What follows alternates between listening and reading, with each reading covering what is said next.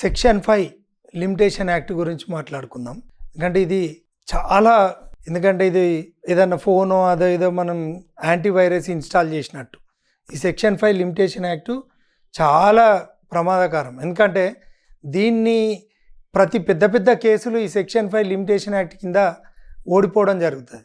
దీని గురించి ప్రతి వారు తెలుసుకోవాల్సిన బాధ్యత ఉంది. ఎందుకంటే న్యాయబద్ధంగా చట్టబద్ధంగా మనం ఏదైనా కేసు వేయాలంటే దానికి ఒక లిమిటేషన్, గిన్ని రోజుల లోపల వ్యవధిలోనే వెయ్యాలి అని చెప్పేదే సెక్షన్ 5 లిమిటేషన్ యాక్ట్.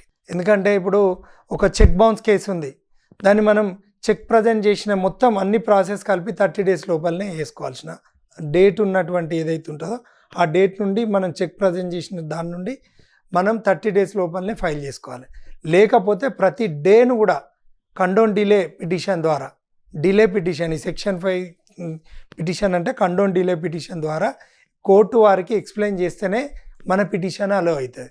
ముందు మన కేసు నంబర్ కావాలి, మనకు రెగ్యులర్ నంబర్ కావాలంటేనే ఈ సెక్షన్ 5 లిమిటేషన్ యాక్ట్ కింద సెక్షన్ 5 అలో అయితేనే ఆ కేసును కోర్టు వారు పరిశీలనకు తీసుకుంటారు. కాబట్టి ప్రామిసరీ నోట్కి 3 years ఉంటుంది. అట్లనే అగ్రిమెంట్ ఆఫ్ సేల్, ఒక అతను భూమి కొనుక్కుంటాడు, భూమి కొనుక్కొని మంచిగా దర్జాగా అగ్రిమెంట్ ఉన్నదిగా నాకు ఎటు కాదు అని చెప్పి ఆయన అట్లనే ఉంటే దానికి 30 days నుండి 90 days ఉంటుంది. 90 days అంటే 90 days తర్వాత నుండి మళ్ళీ 3 years లిమిటేషన్ యాక్ట్ ఉంటుంది, లిమిటేషన్ ఉంటుంది దానికి. దాన్ని 3 years తర్వాత అది చెల్లుబాటు కాదు. చెల్లుబాటు కావాలంటే నువ్వు దానికి డిలే ఎక్స్ప్లెయిన్ చేయాలంటే నీ కేసు ఎట్టి పరిస్థితుల కోర్టు ద్వారా నువ్వు గెలిచే అవకాశం ఉండదు. కాబట్టి ఈ సెక్షన్ 5 అనేది అందరూ అంటే ఎవరికైనా కూడా ఈ సెక్షన్ 5 మీద అవగాహన ఉండాలని చెప్పి, ఎందుకంటే సిపిసి అన్ని కేసులకు కూడా ఇది వర్తిస్తుంది, సివిల్ కేసులకు క్రిమినల్ కేసులకు కూడా వర్తిస్తుంది. కొన్ని క్రిమినల్ కేసెస్ మాత్రం డేట్ ఆఫ్ నాలెడ్జ్ అంటే నాకు నిన్ననే తెలిసింది, నాకు మొన్న రీసెంట్గా ఇప్పుడే పాలైన వ్యక్తి తెలిస్తే చెప్తే నాకు తెలిసింది అని చెప్పి అట్లా క్రిమినల్ కేసెస్కి కొంత ఎగ్జామ్షన్స్ ఉంటాయి, కానీ సివిల్ కేసెస్కి మాత్రం ఎగ్జామ్షన్స్ ఉండవు.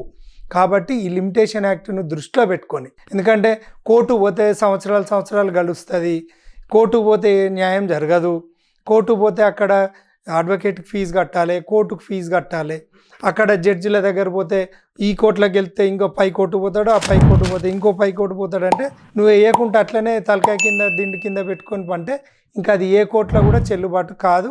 నువ్వు ఆ మెత్త కింద పెట్టుకొని ఉండే బదులు దాన్ని నష్టం అని చెప్పి దాని మీద కనీసం ఆ కేసును బతికించుకునే బాధ్యత మీరు తీసుకోవాలి. లేకపోతే ఈ సెక్షన్ 5 ద్వారా మీరు విత్ ఇన్ ద టైం అంటే ఆ కాల పరిధి లోపలనే కేసు ఎత్తనే నిలబడుతుంది, లేకపోతే ఆ కేసు నిలబడదు. కాబట్టి సెక్షన్ 5ని దృష్టిలో పెట్టుకొని ఖచ్చితంగా మీరు కోర్టు మీద విశ్వాసం ఉండి, ఎందుకంటే అందరు న్యాయవాదులు అట్లుండరు, అందరూ జడ్జెస్ అట్లుండరు, కొంతమంది కూడా న్యాయం వైపు ఖచ్చితంగా ఆలోచిస్తారు, డిలే కూడా చేయకుండా. కొంతమంది ఇప్పుడు మంచి చదువుకున్న వాళ్ళు వస్తున్నారు, మంచి జడ్జెస్ వస్తున్నారు, వాళ్ళు దాన్ని డిలే కాకుండా దాన్ని పరిష్కరించే దిశగా ఉంటుంది. కాబట్టి ఎందుకంటే వెనుకటనే 30 ఏళ్ళు 40 ఏళ్ళు కేసులు కొట్లాడినరు, నిజమే, వాస్తవం, దీన్ని కూడా నేను కూడా ఒప్పుకుంటా. కానీ ఈ 40 ఏళ్ళు 30 ఏళ్ళు కొట్లాడుతున్నారంటే ఆనాడు కేసు వేసిండ్రు కాబట్టి కనీసం ఆ 20 ఏళ్ళు 30 ఏళ్ళు 40 ఏళ్ళు కేసు బతుకుంటుంది. లేకపోతే నువ్వు తలకాయ కింద పెట్టుకొని నీ తీర్పారు వచ్చి నేను కేసు ఎత్తా అంటే నీ కేసు నిలబడదు. అందుకని సెక్షన్ 5ని దృష్టిలో పెట్టుకొని కేసు వేసుకోవాల్సింది.